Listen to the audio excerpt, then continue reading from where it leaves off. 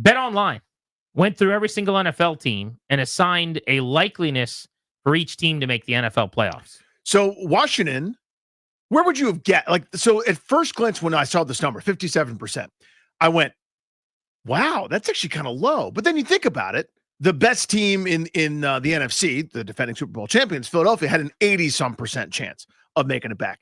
Then the next best was Detroit. And then there were a couple other teams that had higher percentages. Tampa had a higher percentage because they play in a bad division. But 57%. And when you first look at that, you'd go, that's disrespectful. That's, maybe a little bit low for them.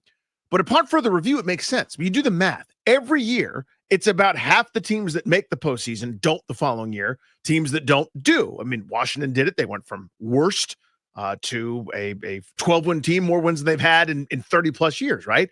So you look at some of the teams that are returning, whether it's Detroit, Minnesota was 14-3, which I forgot about. I had them as good. I don't remember them being 14-win good, but there they are.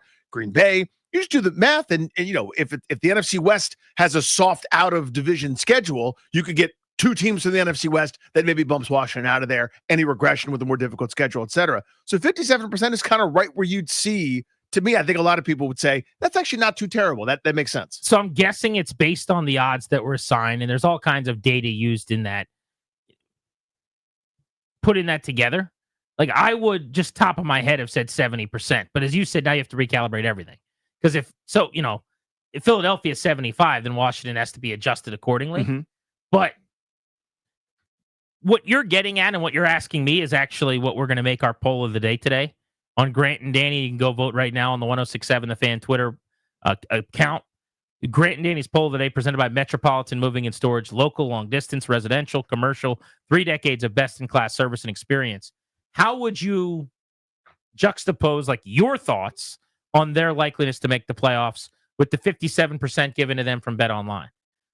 Do you think they have a better chance than that? Do you think that's right around where you would say, or do you think they have less of a chance than that? I would have said statistically a better chance than that. Just looking at the landscape of the NFC. Mm-hmm. The fact that Philly's better than them in the division, probably. You can convince me in the NFC North that Detroit or Green Bay are right there with them in the conversation or better. In the NFC West, everyone's still on San Francisco. I'm not. I think they're going to come backwards, which means probably staying put from where they were last year because they crashed back down to earth. But, the Rams are still really good. I just have a hard time seeing in a 3 wild card conference, Washington not being one of those going into the season. So I would have said closer to 70% than 57. So if I'm voting on our poll on Twitter, I'm saying I think they have a better than 57% chance. But I also say that knowing a regression is very possible, that it's very, very hard for Jaden Daniels to repeat what he did, and that their schedule is brutal. I mean, some of the metrics you can look at, it's one of the 5 hardest schedules in the sport. Mm-hmm. And that's where I'm at. To me, my first glance, I went, oh, that's probably pretty low. Then upon further review, I actually think it's right on. I think it's actually a pretty good. There's a better chance than not that they go to the postseason, right? But that doesn't factor in anybody's jump forward. Doesn't factor in, I'm making this up, but Seattle gets right in their first year with Mike McDonald. They won 10 games. Could they win 11? Are the Rams reloading? Are they good enough? You do some of the math within your own division, within your own conference. You could be good. I actually think they're going to be pretty good. But you don't get the Hail Mary. You don't get the that one lucky break. And instead of a 12-win team, we look at them as a quote-unquote disappointment that wins 10 games against a more arduous schedule, and you could be one of those teams that won 10 and didn't get in. I don't think it's crazy for them to be good, have this still be a step forward, and not necessarily be an NFC championship caliber team again. What teams could be the surprises in the NFC this year, a la Washington 1 year ago? And I don't think the draft is overly relevant in this because other than Shedeur Sanders going to, say, New Orleans, there's not a team in the top 10 expected to get a quarterback that's in the NFC. Mm-hmm. So the balance of power of really quality quarterback play that's AFC dominant is only going to tilt further that way if Cam Ward is as good as he's supposed to be because he's going to an AFC team at 1. Here are my candidates. Ben Johnson in Chicago. They were maybe they do this coming year what they were supposed to do last year. They were everybody's darling, and they went 5-12, and they were around 500 until that Hail Mary, and then they got broken. I think they're a great answer. They got outscored by 60 points last year. Mm-hmm. Here's the problem for them is they're in the toughest division in football. Mm-hmm. Now, I think they're going to be way better, but way better from 5-12 could be 8 wins. Yeah, could be 9-8. If they're 9-8, though, they're knocking on the door of the wild card. But they're in a division where the Detroit Lions won 15 games, went 15-2, and were the NFL leader with a plus 22 scoring differential. The Vikings were 14-3. The Lions won 15 games and had to win in Week 18, or the Vikings won the division. How crazy is that? Very. A plus 100 scoring margin for the Vikings. The Packers were 11-6. 11-6 would have won the NFC South. It would have won the NFC West. It would have knocked on the door in the NFC East. It would have won 2 of the divisions in the AFC. And they finished a distant third, but they were plus 122. I think Detroit will get a little bit worse, but it's still a 11 or 12 win team. Minnesota, it's hard to imagine them going 14-3 again, especially if they have a rookie quarterback in McCarthy. So they'll come back a little bit, maybe from 14 wins to, 9 or 10 wins. Green Bay at 11-6 feels sustainable. I think they're a division champion caliber team with Jordan Love, ideally, a year further removed from some of the injuries he's dealt with and getting better. But the Bears are just in a loaded division. But that's a really good answer because they addressed their offensive line. They threw money at the guard position. They have 2 new starting guards. Caleb Williams is working with one of the better offensive minds in the league. And if you trust in Ben Johnson's scheme, it's not going to look like Detroit's in 1 year. But maybe he could work some magic with last year's number 1 overall pick at quarterback, which means he's ultra talented. Throw a couple other teams at you. The Atlanta Falcons. I know they're easy punching bags because you could do this every year with them, but 4 games they lost last year by less than a score, including an overtime loss against Washington in a must-have game. They're now a little bit more settled at quarterback, you would think. Cousins was injured, at times a liability for them last year. If you buy Penix, and again, that division stinks, right? The best team is Tampa, who's fine. So you got to really be convinced, I think, in Michael Penix to go with Atlanta, because I'm not sure that their defense has been fixed. Now, maybe they're going to draft somebody early to get sacks.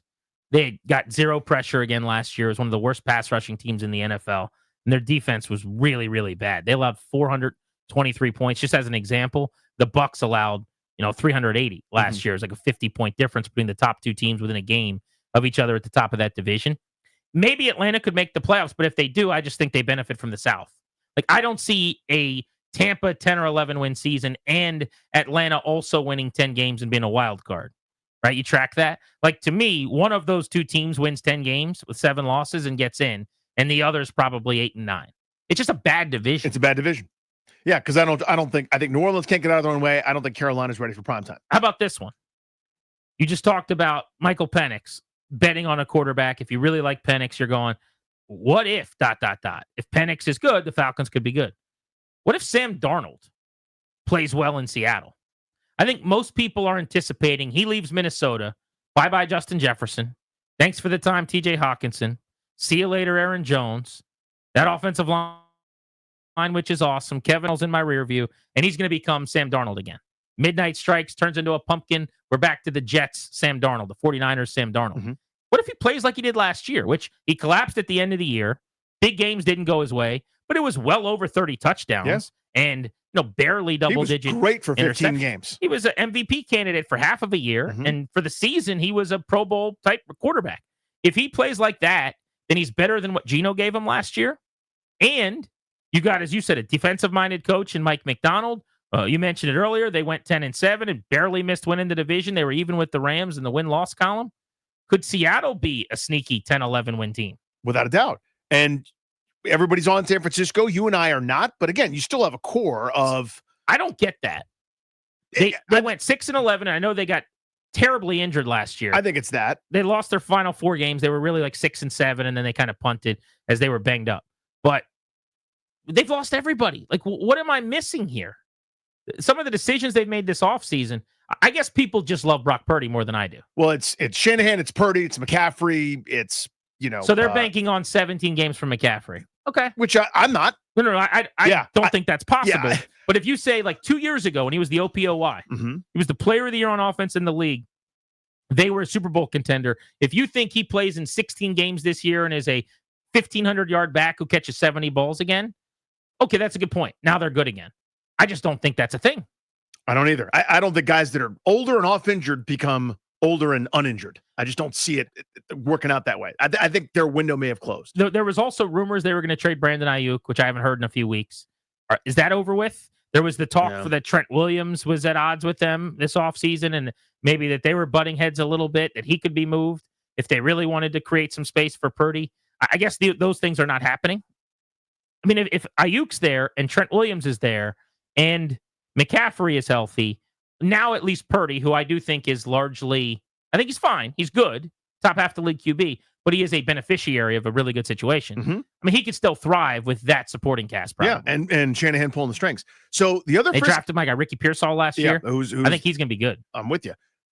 Arizona, 8-9 last year. Frisky, pain in the butt. Again, this for you. I saw your immediate reaction. It's a Murray thing for you, and it's a Murray thing for a lot of people. Yeah. But I guess my point here isn't that I'm thinking Arizona's a championship contender or they're really good. The reason I bring up Atlanta, Arizona, you could pick maybe another couple that fit into this. It's not always that you would say straight up on a lab report they test better than Washington. They could be a worse team in almost every way, but benefit from who knows what. The fact that they were frisky, involved in a lot of games last year, they could be a 10-game winner. What does that mean? Benefit from who knows what? What do you mean? Like, you get a good scheduling quirk. You get the Hail Mary this year. Like you get the benefit of luck. You get the ball bounce on your side. You end up playing the team that has their starting quarterback that's injured or whatever, like Washington got in 2020. Arizona was okay. I'm not saying that I saw the second coming of the Kurt Warner Super Bowl Arizona Cardinals, but they were pretty frisky under Jonathan Gannon and company. And there are some nice little pieces to go for Kyler Murray. I mean, obviously Marvin Harrison, their tight end just signed one of the richest tight end deals in human history. They got some pieces that are intriguing. So if let's say San Francisco stinks and the rest of the division doesn't run away with it, these guys beat each other up. They could be the team like Seattle that won 10 games last year. They could be the 10-win team. Not necessarily that they're great, and I'm writing home saying, I just saw the best team in the NFC. I don't think that's the case, but when you're talking math at the back end of the postseason, that's kind of what's at risk here. And that's why I think that percentage for Washington, to bring it back to that part of the conversation, is probably right on. Washington could be good, and I think they will be. They could also regress because of the challenges of the schedule and second-year sophomore slump for quarterbacks, whatever you want to call that. I think that's all on the table. They could still be moving forward, but not have the same kind of year, and somebody else gets the benefit, gets the breaker too. The Cardinals have sneaky had a pretty good offseason too. Just looking at who's come and who's gone since last year. So they went out and they brought in Akeem Davis-Gaither at linebacker from the Bengals. Notably, Jacoby Brissett as a backup quarterback comes over from New England. Josh Sweat, one of the pass rushers from the Philadelphia Eagles, got paid pretty well to come to Arizona. Calais Campbell, who just never retired. The ancient one. I mean, stick aside, he's got to be 41. He's close to 40. If he's not 41. Is he not 40? I thought he was 38 or 39, but that would make more sense because how could you keep playing at 41? It's not like he's playing quarterback either. That's what I'm saying. He's a defensive lineman. It makes no sense. He was 38 this past year, but 39 this year. So he's 50 is what you're telling me. So he goes from the Dolphins to the Cardinals, just signed with them. They made some decent moves. They did not lose a ton either. Mm-hmm. When you look at some of their free agents that have moved on, it's not like they lost Pro Bowl talent.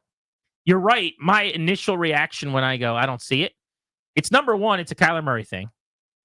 But number two, I do think that's a good division. I think the Rams are good. I just made the case for Seattle possibly being frisky. I don't see San Francisco necessarily like I have the last few years as an NFC Championship game type team. But for whatever reason, the industry really likes them. Yep. So if San Fran's good, then we're saying that's 3 competitive division title type teams, or at least 10-ish win type teams. So that makes life a little bit harder. I think Marvin Harrison will be better in year 2 than year 1. I did not love his rookie year. Remember, I liked Malik Neighbors more than him. I still feel good about that. But the people that were sold on him, I think they saw what they wanted to. Like, he's very talented. He's going to be very good. But he's got some work to do still. Well, he's not the finished product maybe that a lot of people suggested he would be. They need another weapon. I'd like to see them get another receiver because Michael Wilson and Zay Jones are just okay. If you had Harrison and one other piece for Murray, that would be awesome. They can run the ball with James Conner and Trey Benson as well. They have a 90-catch tight end. Trey McBride is a star. Trey McBride just signed a huge extension, too. He's one of the best tight ends in football, one of my favorite players in the league. He's awesome. So it's a good little offense. And then you brought in Calais Campbell and Dalvin Tomlinson to upgrade the D-line. I think Davis-Gaither is going to start for them at linebacker. Sweat's going to start on the edge. So they'll have 4 new starters in their front 7. That's pretty crazy. Yes, it is. And a defensive-minded coach you've mentioned. and Jonathan Gannon. So him and the coordinator, Nick Rallis, will have some pieces to work with. Yeah, I guess I'm talking myself into them being a 500 kind of team, and now you're a couple bounces away. But if we're playing like Washington definitively better than or not, I would still throw Arizona into the Washington's better than pile. No doubt about it. And I would take, if they matched up, I'd take Washington. But that's not always the point when it comes to the postseason, right? Because not everyone's playing the exact same schedule. They could benefit where Washington. Then a week, the Washington's got Kansas City on the road. Arizona's got broken San Francisco with half their roster hurt.